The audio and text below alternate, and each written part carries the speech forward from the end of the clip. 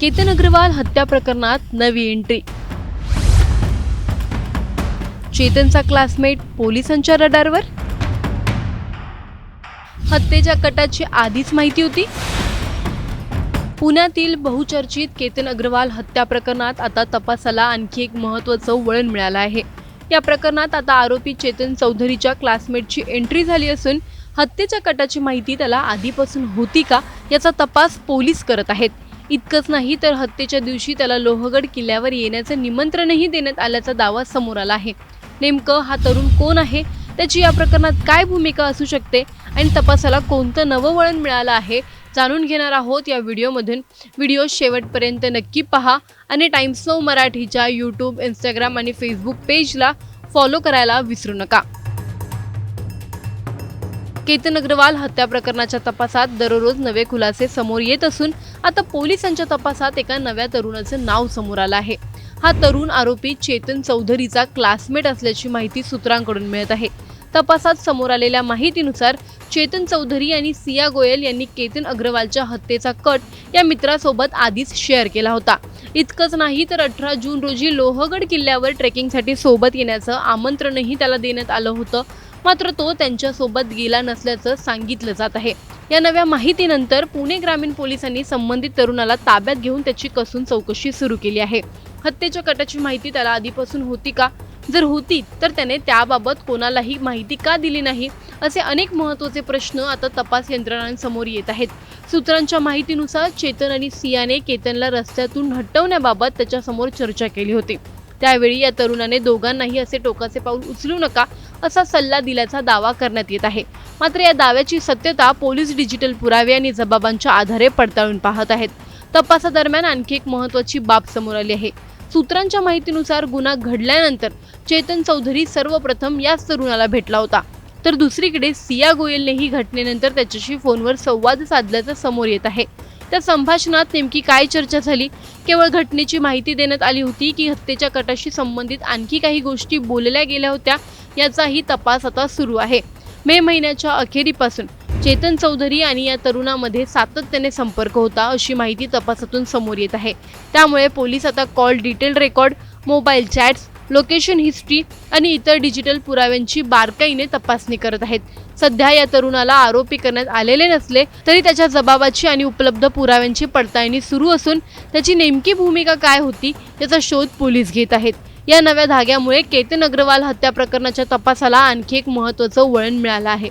हत्येच्या कटाची माहिती आधीपासून असूनही संबंधित व्यक्तीने ती पोलिसांना किंवा कुटुंबियांना सांगितली नाही तर त्याची नैतिक किंवा कायदेशीर जबाबदारी ठरते का?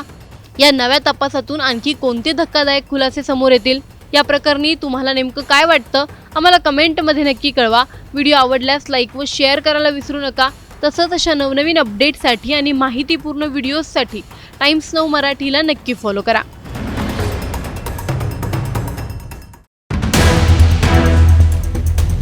केतन अग्रवाल हत्या प्रकरणात नवा ट्विस्ट।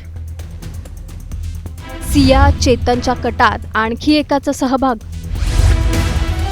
पोलिसांची संशयाची सुई नेमकी कुणाकडे?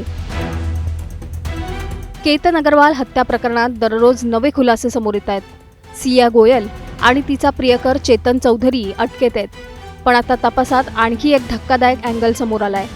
या दोघांव्यतिरिक्त आणखी कुणीतरी या कटात सहभागी होतं का? पोलिसांनी अद्याप कुणाचं नाव जाहीर केलेलं नाही, पण न्यायालयात मांडलेल्या तपासाच्या भूमिकेमुळे संशय अधिक गडद झालाय। नेमकं पोलिसांच्या रडारवर कोण आहे? कोणत्या पुराव्यांचा शोध सुरू आहे? आणि या प्रकरणात अजून किती धक्कादायक खुलासे होणार आहेत? जाणून घेऊया या सविस्तर रिपोर्टमधून। त्यासाठी हा व्हिडिओ शेवटपर्यंत पहा आणि टाइम्स नाऊ मराठीला लाईक, फॉलो आणि सबस्क्राईब करा।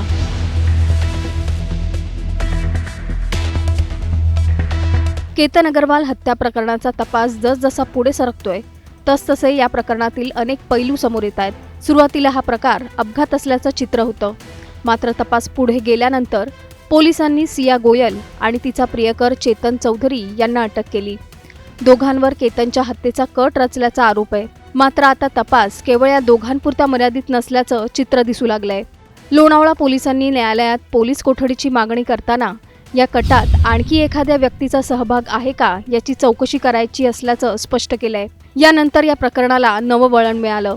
पोलिसांनी कुणाचंही नाव घेतलेलं नाही. मात्र तिसऱ्या व्यक्तीचा संशय व्यक्त झाल्यानंतर अनेक प्रश्न निर्माण झाले आहेत. तपासादरम्यान पोलिसांनी सिया गोयलच्या संपूर्ण कुटुंबाची चौकशी केली आहे. तिचे वडील प्रवीण गोयल, आई पूजा गोयल आणि भाऊ साहिल यांचे जबाब नोंदवण्यात आले आहेत. याशिवाय केतन आणि सियाचं लग्न ठरवण्यात मध्यस्थी करणाऱ्या मित्तल दाम्पत्यालाही चौकशीसाठी बोलावण्यात आलं. बालीला प्री वेडिंग शूटसाठी जाताना दोघांना मुंबई विमानतळापर्यंत सोडणाऱ्या कॅब चालकाचाही जबाब पोलिसांनी घेतलाय. म्हणजेच घटनाक्रमातील प्रत्येक दुव्याची तपासणी सुरू आहे. या प्रकरणात आणखी एक महत्त्वाचा मुद्दा म्हणजे केतनचा मोबाईल. पोलिसांना संशय आहे की केतन दरीत पडण्यापूर्वी त्याचा मोबाईल काही काळ सियाकडे होता. त्यानंतर मोबाईल कुटुंबियांकडे देण्यात आला. या दरम्यान मोबाईलमधील काही डेटा किंवा पुरावे डिलीट करण्यात आले असावेत असा पोलिसांना संशय आहे. याच कारणामुळे मोबाईल फॉरेन्सिक तपासणीसाठी पाठवण्यात आलाय. या तपासणीतून अनेक महत्त्वाचे पुरावे समोर येण्याची शक्यता आहे. तपासाचा आणखी एक भाग म्हणजे सिया गोयलला पुण्यातील तिच्या घरी नेण्यात आलं. मोठ्या पोलीस बंदोबस्तात तिच्या उपस्थितीत घराचा पंचनामा करण्यात आला. कपडे, मोबाईल आणि इतर वस्तूंची तपासणी करण्यात आली. घटना घडल्यानंतर कोणते पुरावे नष्ट करण्यात आले का किंवा लपवण्याचा प्रयत्न झाला का याचा शोध पोलीस घेत आहेत. दुसरीकडे चेतन चौधरीलाही लोहगडावर नेऊन गुन्ह्याचं रिक्रिएशन करण्यात आलं. ज्या ठिकाणावरून केतनला दरीत ढकलल्याचा आरोप आहे त्याच ठिकाणी संपूर्ण घटनाक्रम पुन्हा उभा करण्यात आला. घटनेच्या दिवशी जसे कपडे होते त्याच वेशात चेतनला घटनास्थळी नेण्यात आलं. जवळपास 3 तास चाललेल्या या प्रक्रियेत पोलिसांनी प्रत्येक हालचालीची पडताळणी केली आहे.